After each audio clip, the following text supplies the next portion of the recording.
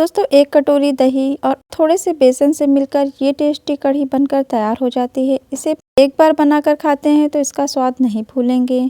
Hello दोस्तों, स्वागत है आपका एक नई रेसिपी में। आज हम बनाने वाले हैं बेसन कढ़ी, जिसमें कि मैंने ले लिया है 1 कटोरी दही, उसमें डालेंगे आधा कटोरी बेसन और इसको अच्छे से मिक्स करेंगे ताकि कोई गुलथी नहीं रहे।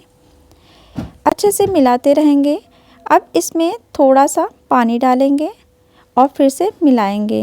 याद रहे एक बार में पानी नहीं डालना है ताकि बेसन और दही अच्छे से घुल सके। यहाँ थोड़ा थोड़ा पानी हम डालेंगे और अच्छे से मिलाकर घोल तैयार कर लिया है। अब यहाँ पर लेंगे एक कढ़ाई और कढ़ाई में डालेंगे 2 से 3 चम्मच तेल। इसको गरम करेंगे।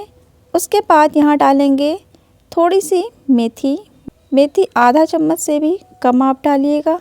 उसके बाद ऐड करेंगे यहाँ पर जीरा के बाद 2 चुटकी हींग डालेंगे। उसके बाद डालेंगे एक बारीक कटा हुआ प्याज, 2 से 3 हरी मिर्च काट के डाल दें। उसके बाद इसको अच्छे से सौते करेंगे। धीमी आंच में इसको पकाएंगे, बिल्कुल जलाना नहीं है। जैसे ही ये सुनहरा हो जाए गैस को सिम कर लेंगे और फिर थोड़ा सा पकाएंगे। यहाँ पर हमारा प्याज पक गया है। इसमें डालेंगे मसाले, जिसमें कि लेंगे आधा चम्मच हल्दी, आधा चम्मच लाल मिर्च पाउडर और आधा चम्मच से कम लें धनिया पाउडर। इन मसालों को हम अच्छे से तेल में भूनेंगे। यहाँ पर ध्यान दें मसाले जलने ना पाए। मसाले हमारे भुन गए हैं। अब इसमें डालेंगे मटर।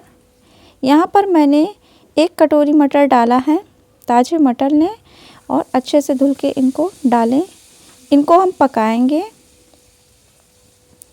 धीमी आंच में इसको बराबर चलाते रहें ताकि मसालों के साथ हमारे मटर पकें। मटर जल्दी पक जाए इसके लिए थोड़ा सा इसमें हम नमक ऐड करेंगे। पूरा नमक एक बार में न डालें, मटर के हिसाब से नमक डालेंगे थोड़ा सा और इसको अच्छे से चलाएंगे। इससे हमारे मटर जल्दी पक जाएंगे। मटर हमारे आधे पक गए हैं। अब इसमें डालेंगे हमारा दही बेसन का बनाया हुआ घोल। धीरे से इसमें डालेंगे और इसको अच्छे से चलाएंगे।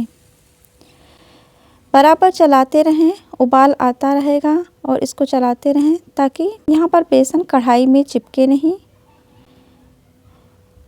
यहाँ पर उबाल आने वाला है, तब डालेंगे हम स्वादानुसार नमक। याद रहे पहले से हमने थोड़ा नमक डाल रखा है, उस हिसाब से डालेंगे और इसको बराबर चलाते रहेंगे। यहाँ पर हमारी कढ़ी अब उबाल लेने वाली है। इसको चलाएंगे फिर से 10 मिनट तक इसको पकाएंगे। उसके बाद हमारी कढ़ी गाढ़ी हो गई है। मटर भी हमारे यहाँ पर पक गए हैं। अब आइए चेक करते हैं मटर ठीक से पके हैं नहीं। मटर पक चुके हैं। कढ़ी हमारी रेडी है। इसमें डालेंगे बारीक कटा हुआ हरा धनिया। इसको अच्छे से चलाएंगे। ये देखिए कितना बढ़िया सा कलर आ गया है और कढ़ी हमारी बिल्कुल गाढ़ी बनकर तैयार है। हरा धनिया हल्का सा गल गया है। अब इस कढ़ी को हम उतार के रखेंगे साइड में और बनाएंगे तड़का। यहाँ 2 से 3 चम्मच लिया है ऑयल। उसमें डालेंगे 3 चुटकी हींग। उसके बाद डालेंगे 2 से 3 लाल खड़ी मिर्च, 4-5 करी पत्ता और थोड़ा सा लाल मिर्च पाउडर। इन सबको अच्छे से पकाने के बाद कढ़ी में तड़का हम देंगे।